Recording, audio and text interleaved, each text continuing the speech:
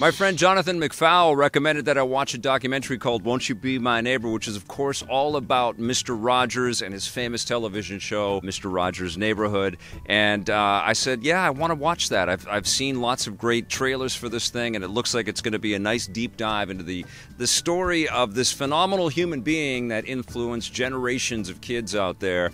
And that's exactly what this documentary is. It really gives you a sense of this person's motivation and this person's drive. Fred Rogers was a man that was convicted to his faith. He was actually ordained as a minister, but he really believed in the power of television. And he decided when he was a very young man that he was just going to go out and try to create television programming, unlike anything that he was seeing start to come into fruition. And he was really concerned about the way that television was being crafted for children, how it was all about, slapstick comedy and people throwing pies in each other's faces and lots of military commercials and things like that, and just a lot of noise and violence and sensationalism. And he wanted to slow it all right down and have some conversations with kids that were about something, and also made a show that was not afraid to kind of have moments of silence and moments of reflection, and also to explore some very, very dark things that were happening as the show was in production.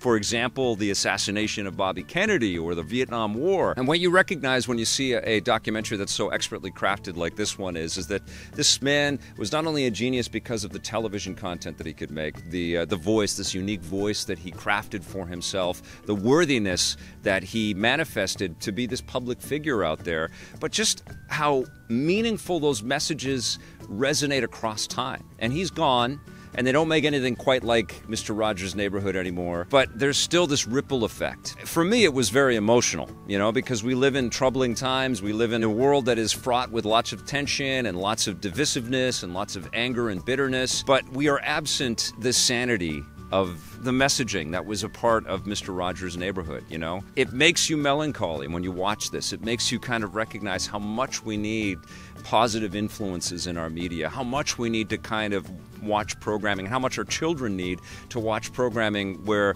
two sides can come together and have a civilized conversation. One of the prime examples of this documentary is how he tackled racism in America head on by having, a black character on the show. In the time that the show was getting made, there were blacks being kicked out of swimming pools in America. So in the show, he invites a black mailman to come in and cool off, and they share a kiddie pool and they share a towel, and it's just absolutely amazing to watch and beautiful to watch. And so I watched this thing completely overcome with emotion and completely, aware of how valuable and permanent and necessary messages like this are. I certainly reflect on the power of the content that my child watches, and how desperately I want to make sure that she watches stuff that imbues her with positive thoughts and contemplative moments and an awareness of the world like Mr. Rogers was able to do. And I think what we get when we watch this whole thing is a guy that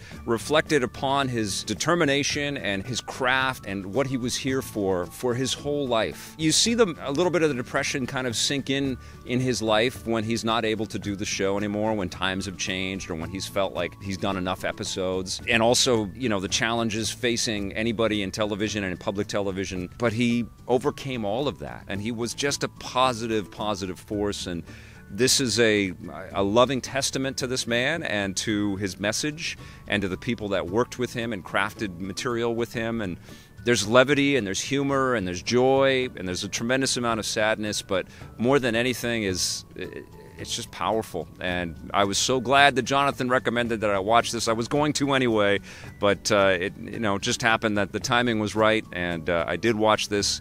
And I freaking loved it. And I think you should watch this with as many family members as you can pull together. I'm going to give Won't You Be My Neighbor a 9.5 out of 10.